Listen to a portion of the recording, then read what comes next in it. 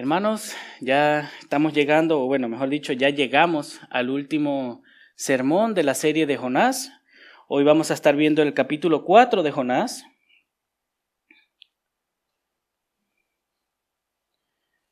Así que me gustaría que primero leamos el capítulo y luego sigamos con el sermón. Así que vamos a leer el capítulo 4 de Jonás. Dice así la palabra de Dios: Pero esto desagradó a Jonás en gran manera y se enojó y oró al Señor. Señor, ¿no era esto lo que yo decía cuando aún estaba en mi tierra? Por eso me anticipé a huir a Tarsis, porque yo sabía que tú eres un Dios clemente y compasivo, lento para la ira y rico en misericordia, y que te arrepientes del mal anunciado. Y ahora, oh Señor, te ruego que me quites la vida, porque mejor me es la muerte que la vida. Y el Señor dijo: ¿Tienes acaso razón para enojarte? Entonces salió Jonás de la ciudad y se sentó al oriente de la misma. Allí se hizo un cobertizo y se sentó bajo la sombra de él hasta ver qué sucedería en la ciudad. Y el Señor Dios dispuso que una planta creciera sobre Jonás para que hiciera sombra sobre su cabeza y lo librara de su incomodidad. Y Jonás se alegró grandemente por la planta. Pero al rayar el alba, el día siguiente, Dios dispuso que un gusano atacara la planta, y ésta se secó.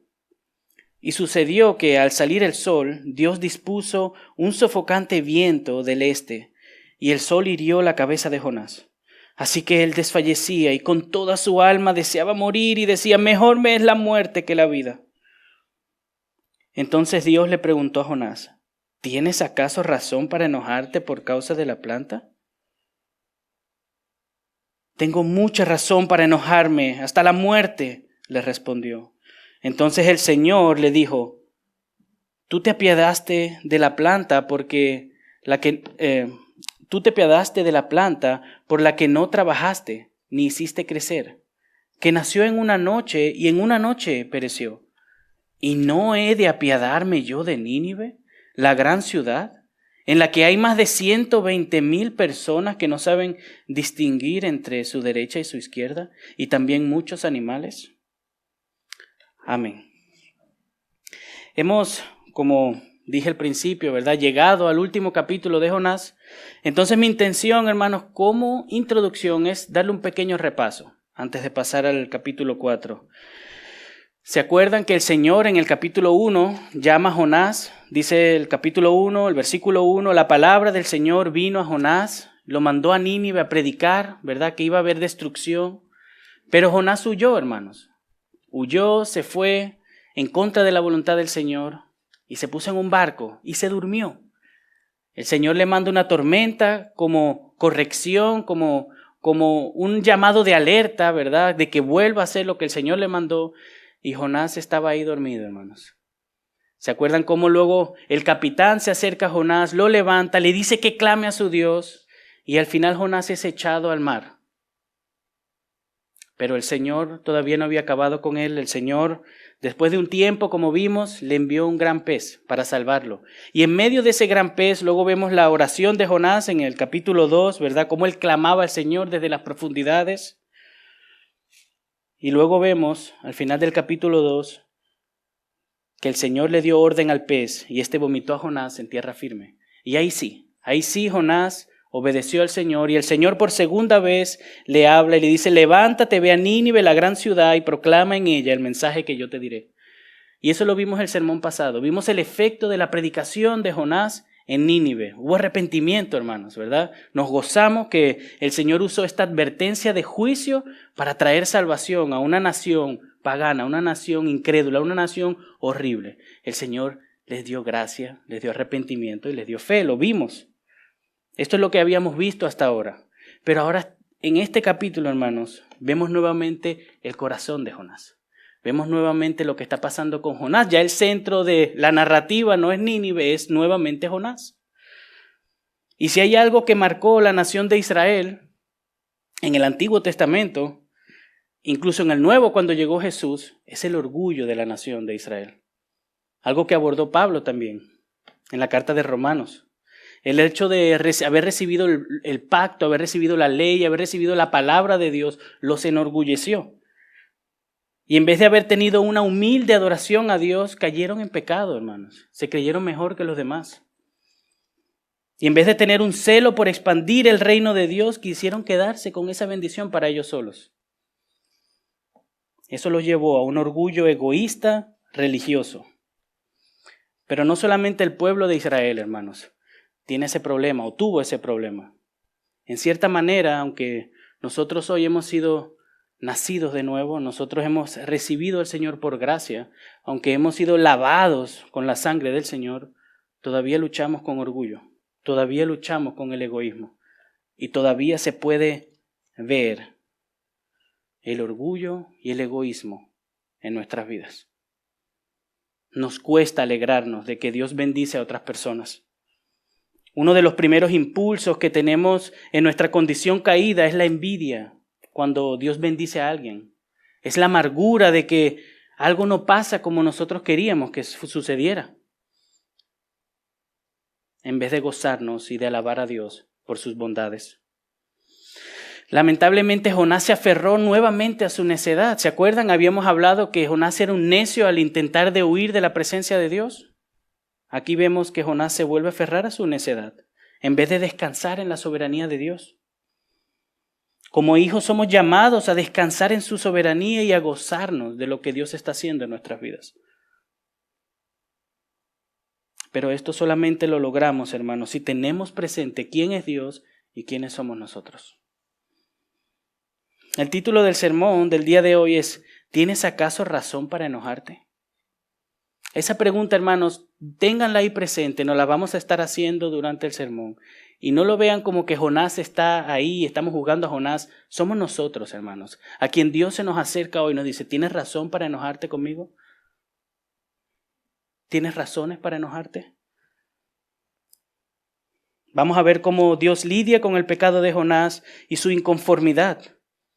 Y cómo Dios hace que Jonás ponga su mirada en la soberanía de Dios. He dividido este mensaje en 3 partes. Primero vamos a ver del versículo 1 al versículo 4. Dios es el que salva. Dios es el soberano que salva, hermanos.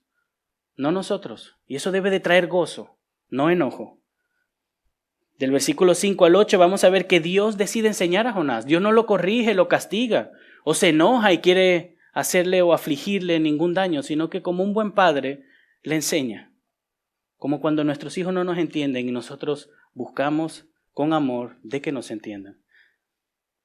Y por último, los versículos del 9 al 11, Dios decide poner en lugar a Jonás. Después de haberle enseñado con amor, le pone las cosas claras. Aquí el rey soberano soy yo, que tiene misericordia de quien quiere tener misericordia. Así que vamos a ver primero los primeros 4 versículos y vamos a leerlos nuevamente. Jonás capítulo 4 del 1 al 4 dice, pero esto desagradó a Jonás en gran manera y se enojó y oró al Señor. Señor, ¿no era esto lo que yo decía cuando aún estaba en mi tierra? Por eso me anticipé a huir a Tarsis, porque yo sabía que tú eres un Dios clemente y compasivo, lento para la ira y rico en misericordias, y que te arrepientes del mal anunciado. Y ahora, oh Señor, te ruego que me quites la vida, porque mejor me es la muerte que la vida. Y el Señor dijo, ¿tienes acaso razón para enojarte? Y lo primero que leemos es que Jonás se enoja, hermanos. O sea, si recuerdan, en el sermón pasado vimos que Nínive se arrepiente.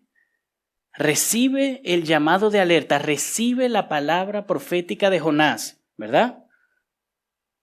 Y se arrepiente. Jonás debería de estar feliz, debería estar gozoso que su mensaje fue recibido y se arrepintieron de que el Señor está derramando sus bendiciones sobre otras personas. ¿Por qué sabemos que Jonás se enoja por eso? La misma Biblia dice, pero ¿esto qué? Bueno, lo que se dijo antes. ¿Qué fue lo que vimos en el capítulo 13? El arrepentimiento de Nínive. No solamente de su pueblo, sino del rey. Cómo el rey luego da un decreto para que todos se arrepientan, para que todos busquen, ¿verdad?, humillarse debajo de la poderosa mano de Dios. Alguien decía, Nínive se arrepintió. Dios estaba feliz, Nínive estaba feliz. También Jonás debió haber estado feliz, ya que su predicación había ayudado a llevar la gran Nínive al arrepentimiento y a la salvación de Jehová. Pero Jonás se disgustó en extremo y se enojó. Increíble, hermanos. Después de haber pensado, después de haber pasado todo lo que Jonás pasó, después que el Señor tuviera gracia y misericordia y lo salvara, le dio una nueva oportunidad de servirle, después de haber sido usado por el Señor para salvar una nación entera, Jonás se enoja por algo que el Señor lo mandó a hacer, en vez de gozarse, en vez de reaccionar como Jesús.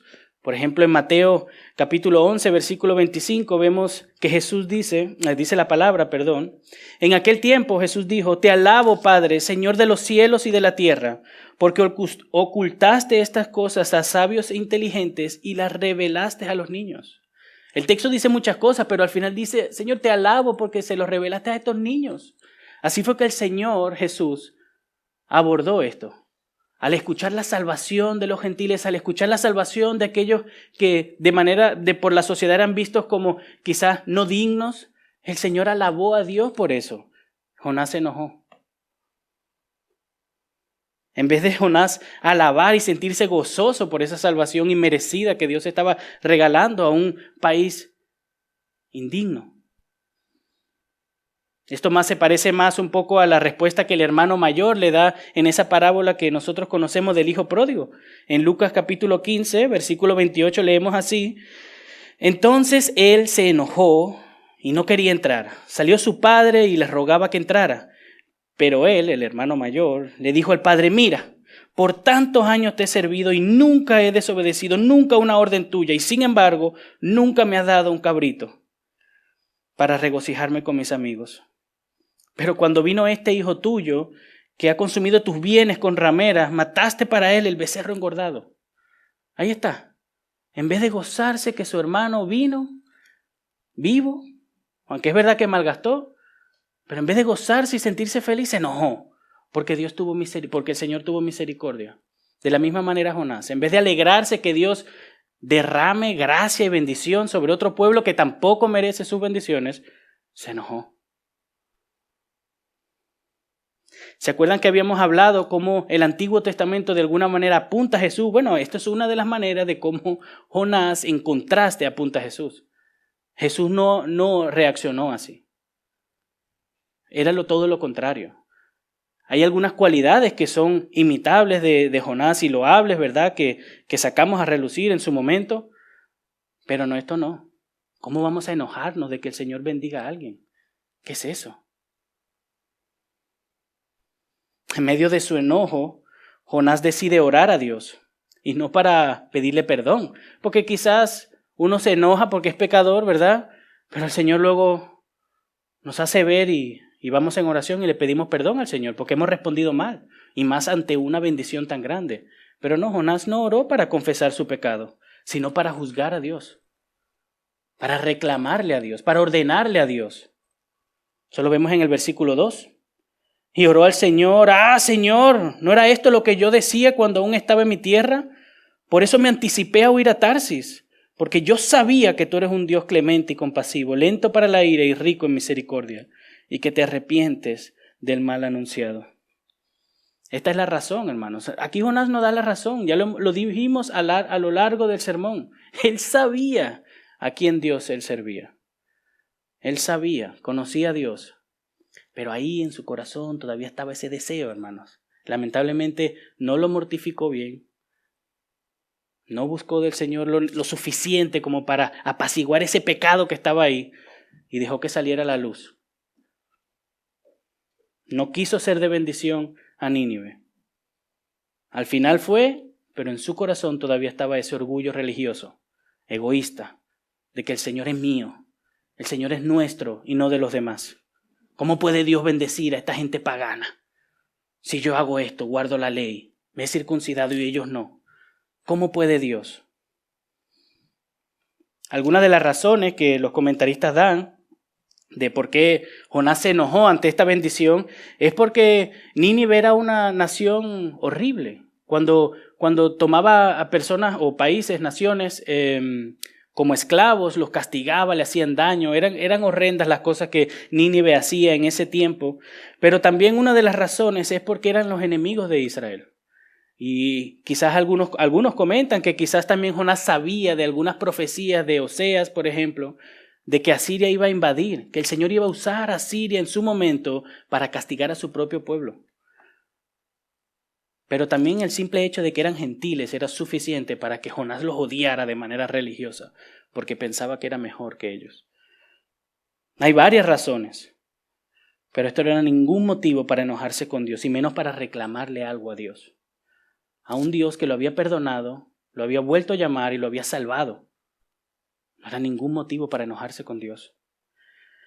Pero Jonás conocía a su Dios, y esto es una referencia directa a Éxodo 34, versículo 6, dice la palabra de Dios. Entonces pasó el Señor por delante de él y proclamó: el Señor, Dios compasivo y clemente, lento para la ira y abundante en misericordia y verdad, que guarda misericordia a millares, el que perdona la iniquidad, la transgresión y el pecado, y que no tendrá por inocente al culpable, que castiga la iniquidad de los padres sobre los hijos y sobre los hijos de los hijos, hasta la tercera y cuarta generación. Jonás conocía a su Dios y aún así se enojó. Esto es necedad, hermanos. Conocía a Dios. Y esta referencia en Éxodo es quizás la primera, pero se ve en todo el Antiguo Testamento. Este concepto de Dios clemente, compasivo, lento para la ira, era el concepto que el hebreo tenía de Dios. Pero aún así, la nación de Israel cayó en el orgullo y pensó que Dios no tenía ningún deseo de salvar a los gentiles. Y creyeron que la salvación es para ellos y se volvieron orgullosos. En vez de recordar la promesa que Dios le dio a Abraham de ser que su descendencia iba a ser bendición a las naciones. No solamente le recrimina a Dios, como si tuviera Dios que rendirle cuentas a Jonás, sino que le dice en el versículo 3, si me acompañan, dice: y ahora, oh Señor, te ruego que me quites la vida, porque mejor me es la muerte que la vida. Qué dramático. Hermanos, qué dramático. Como que si le estuvieran haciendo algo a Jonás. Quítame la vida. No puedo más, no lo soporto. Está bendiciendo una nación con vida, con gracia, con misericordia. Y entonces le ordena a Dios que le quite la vida. Está loco, Jonás se volvió loco, hermanos. ¿Cómo puede Jonás permitir que un acto de gracia, de bendición, de bondad de Dios, él lo responda con tanto odio? Esta expresión deja ver que Jonás volvió a caer en lo que el Señor lo había sacado, hermanos. Volvió a sus aguas, como decía.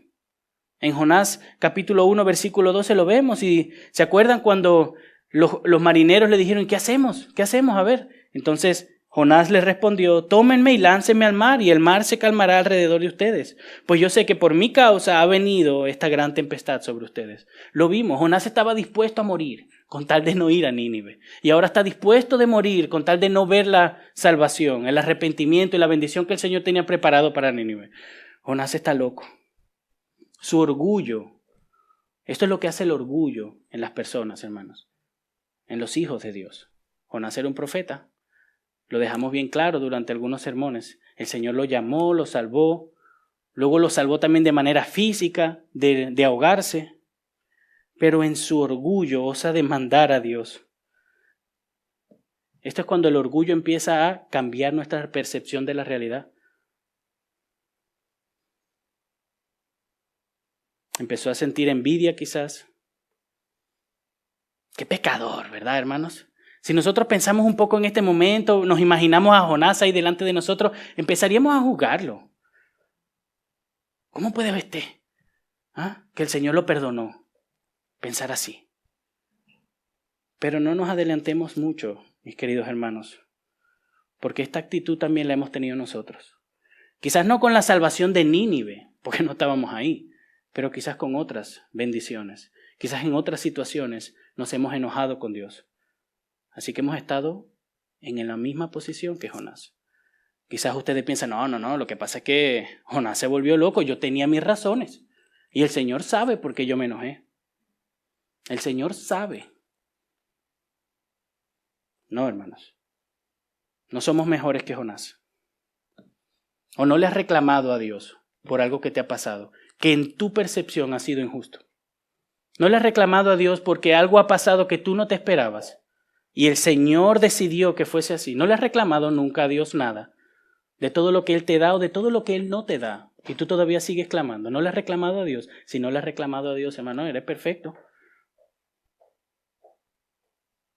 La realidad es que todos hemos fallado de esta manera, quizás algunos más que otros, quizás unos ya no luchan con eso y han abrazado la soberanía de Dios a tal manera que se sujetan a todo lo que el Señor decide que ocurra en sus vidas, con gozo. Yo no he alcanzado eso todavía. Yo he estado en esa posición como Jonás y le he recriminado a Dios porque las cosas no han salido como yo quería.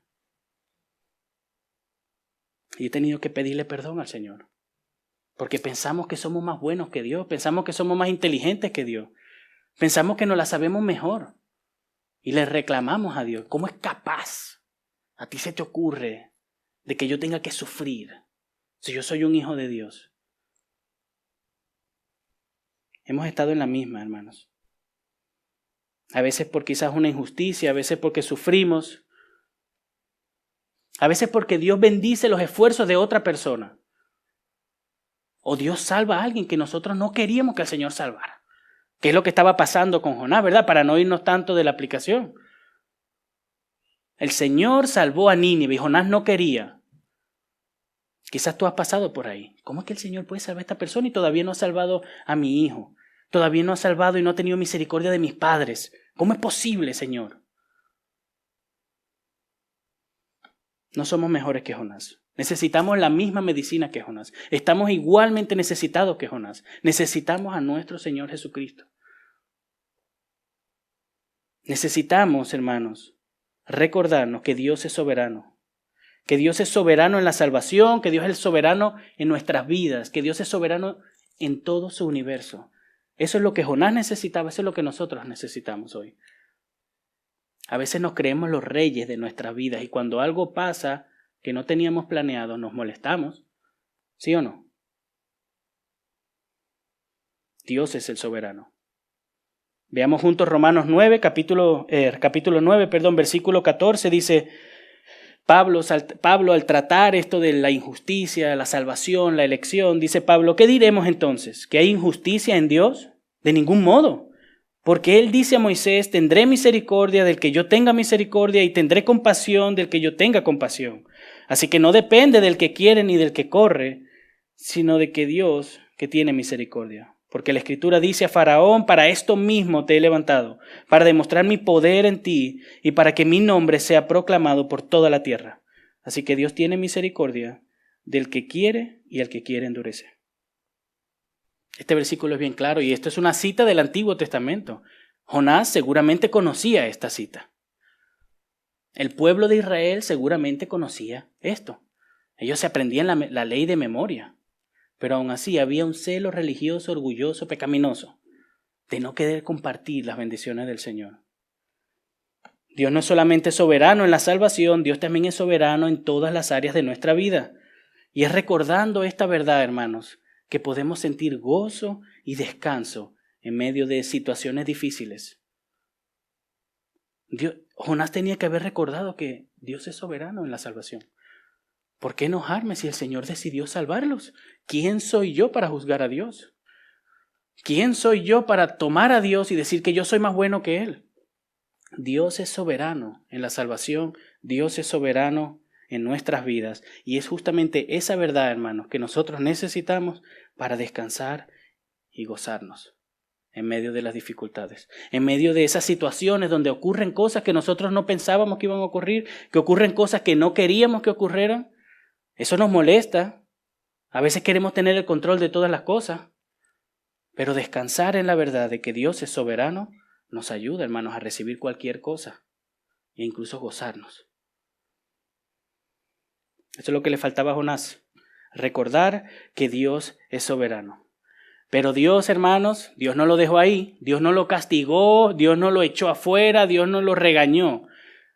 Dios, como un buen padre amoroso, lo corrige, hermanos, lo corrige con una enseñanza viva, una enseñanza real. Le enseña que le falta confianza. Pero antes de Dios enseñar a Jonás y usar como algunos dicen que fue una parábola viva, hermano. Sí, le ilustró algo, pero por medio de un milagro. Y eso lo vamos a ver ahora, pero antes de Dios enseñarle esto, el Señor, viendo lo que está pasando,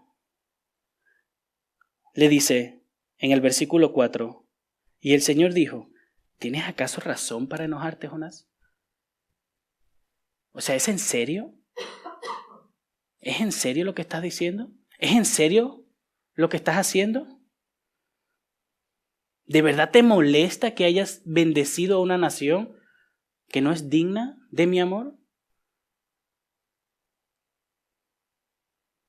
¿De verdad? Hermanos, somos hijos miserables a veces.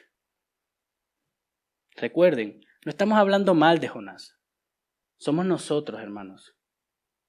Somos nosotros los que también a veces nos enojamos con Dios. ¿Qué nos importa a nosotros que Jonás se enojó si no lo podemos aplicar a nuestra vida? Si no podemos ver la mano de Dios obrando en nuestras vidas, si no podemos ver el pecado en nuestra vida. Porque Jonás no era el más grande pecador del mundo, no, nosotros estamos igual que Jonás. A veces hasta peor. Que tenemos el Espíritu Santo que mora dentro de nosotros y que nos guía toda la verdad. Y aún así nos enojamos a veces. Somos malagradecidos, ingratos, inconformes. Cuando Dios hace algo, hermano, nos quejamos. Y está bien, vamos a decir que algo ocurre en una situación difícil, hermanos, y es entendible que nosotros como humanos nos dolemos, nos molestamos, ¿verdad? Porque somos pecadores, no somos perfectos. Del momento que ocurre algo hasta que vengamos humillados ante el Señor y lo recibamos con gozo, hay un tramo, ¿verdad? Hay un tramo y nos enojamos, tenemos que arrepentirnos, tenemos que pedirle perdón al Señor. Sí, está bien, pero en una situación difícil es entendible, no es justificable, no, porque conocemos a Dios, pero es entendible, somos humanos. Pero porque Dios bendice a alguien, enojarte. Ay, ya no. ¿Cómo así? Tú no eres cristiano entonces. No deberíamos de gozarnos de que Dios bendiga a los demás, de que Dios salve a las personas, de que Dios eleve y exalte a otros por sus esfuerzos. No deberíamos de alegrarnos y gozarnos por eso y darle las gracias a Dios y alabar a Dios como nuestro Señor Jesús. Una cosa es que sufras y que te duela. Ahí lo entiendo. Pero porque Dios bendice a tu vecino, tú te vas a poner molesto. Eso ya son cosas diferentes. Porque ¿en qué, hermanos, Jonás sufría por esto? Debería ser una causa de gozo. Así que Dios decide enseñarle a Jonás por medio de una ilustración, a partir del versículo 5. Una ilustración que le va a enseñar a él que que Dios es soberano. Dios es soberano, Dios es bueno. Así que vamos a leer juntos los versículos 5 al 8. Dice así la palabra de Dios. Entonces salió Jonás de la ciudad y se sentó al oriente de la misma. Allí se hizo un cobertizo y se sentó bajo la sombra de él, hasta ver qué sucediera en la ciudad. Y el Señor, Dios, dispuso que una planta creciera sobre Jonás para que hiciera sombra sobre su cabeza y lo librara de su incomodidad. Y Jonás se alegró grandemente por la planta. Pero al rayar el alba del día siguiente, Dios dispuso que un gusano atacara la planta, y ésta se secó. Y sucedió que al salir el sol, Dios dispuso un sofocante viento del este, y el sol hirió la cabeza de Jonás, así que él desfallecía, y con toda su alma deseaba morir, y decía, mejor me es la muerte que la vida. Otra vez Jonás, lo mismo. Dramático Jonás.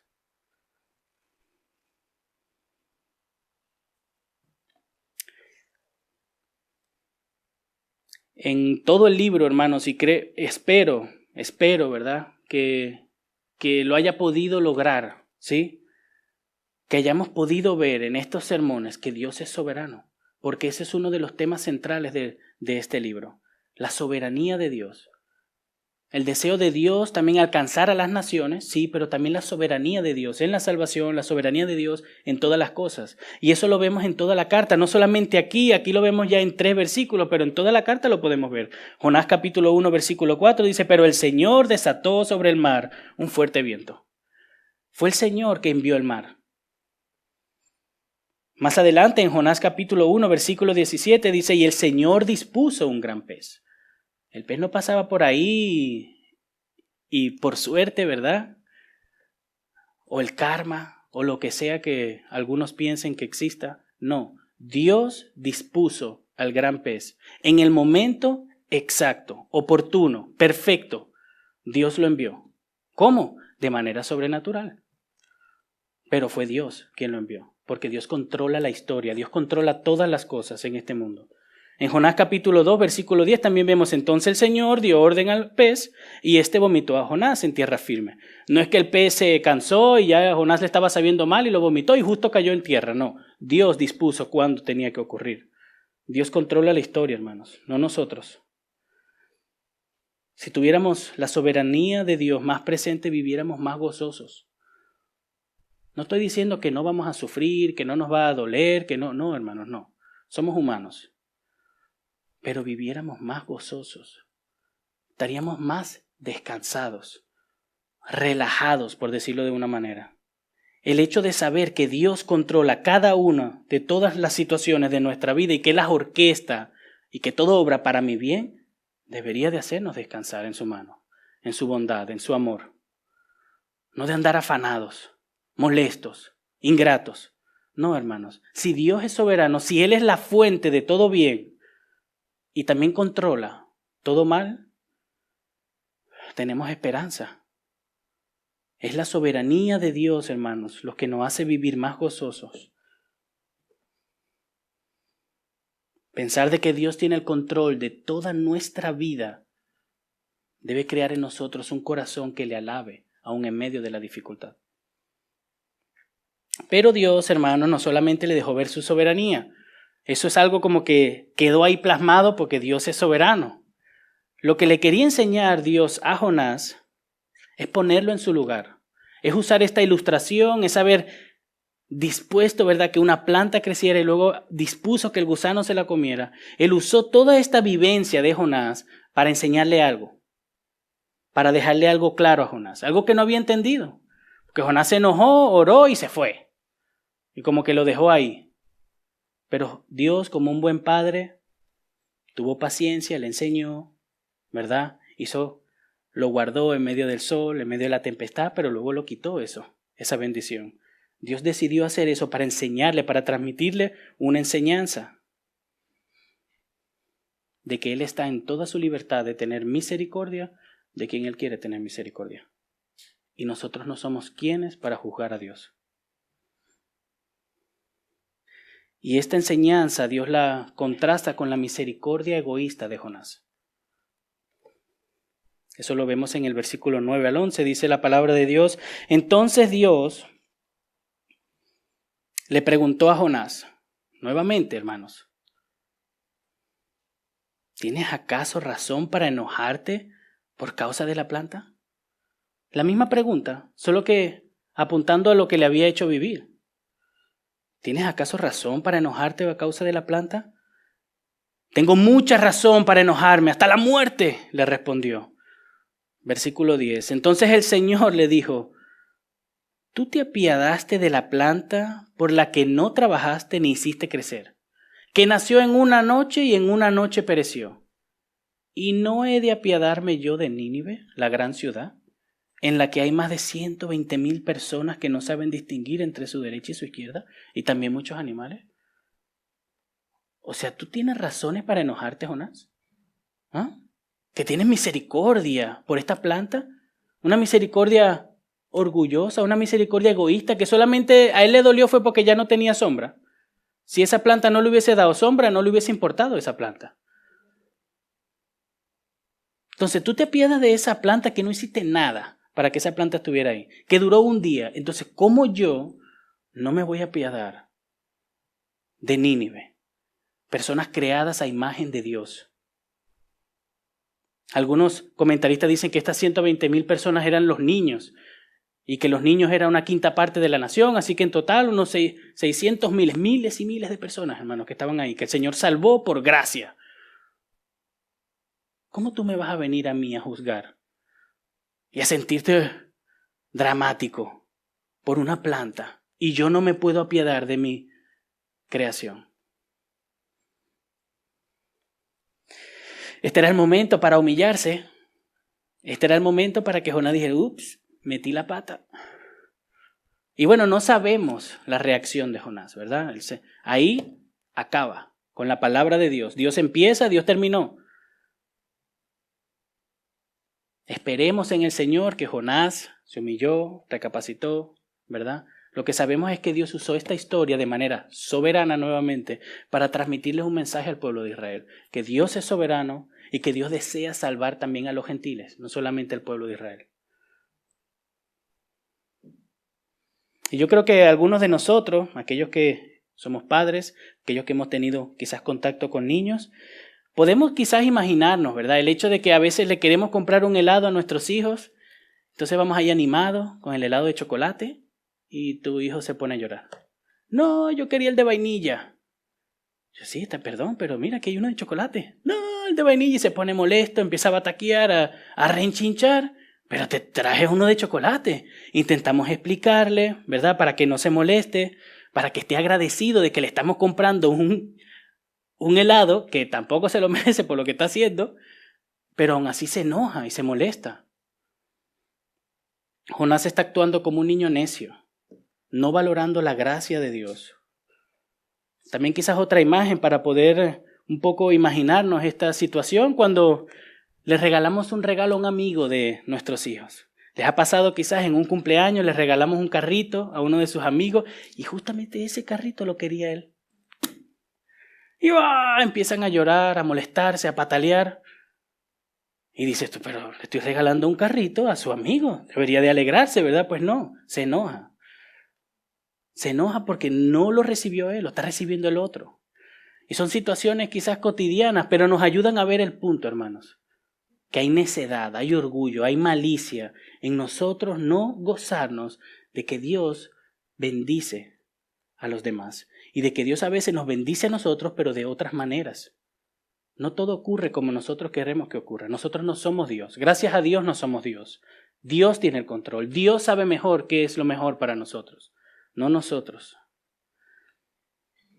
Esa no es la respuesta adecuada de un hijo de Dios.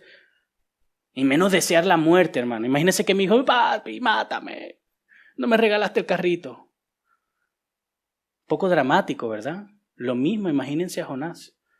El pueblo de Nínive, hermanos, corrompido hasta lo sumo, recibió la gracia de Dios. Eso es un milagro. Jonás tenía que haber salido corriendo a Israel a contar las buenas nuevas. Pero se enojó y deseó hasta la muerte.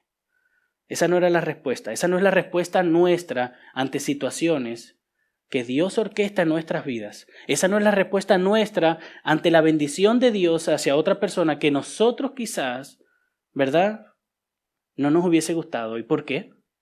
¿Por qué debemos de reaccionar así?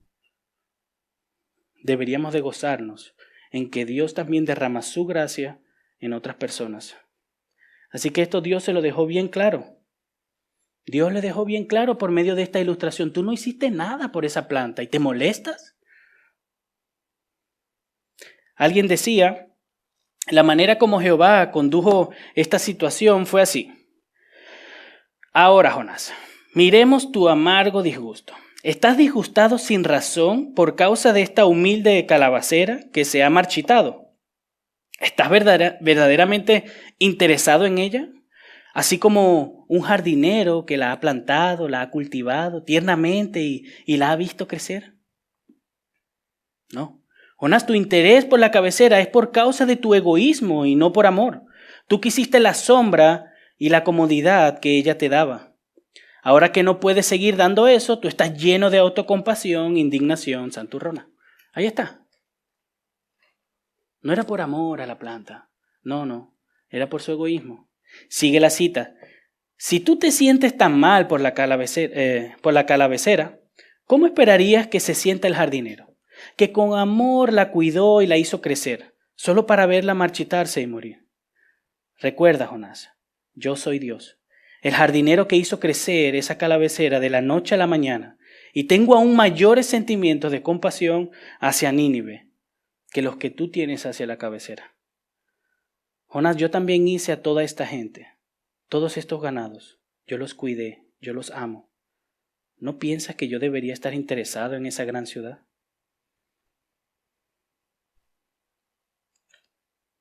Con esta cita, hermanos, podemos ver claramente la enseñanza que Dios le quería transmitir a Jonás.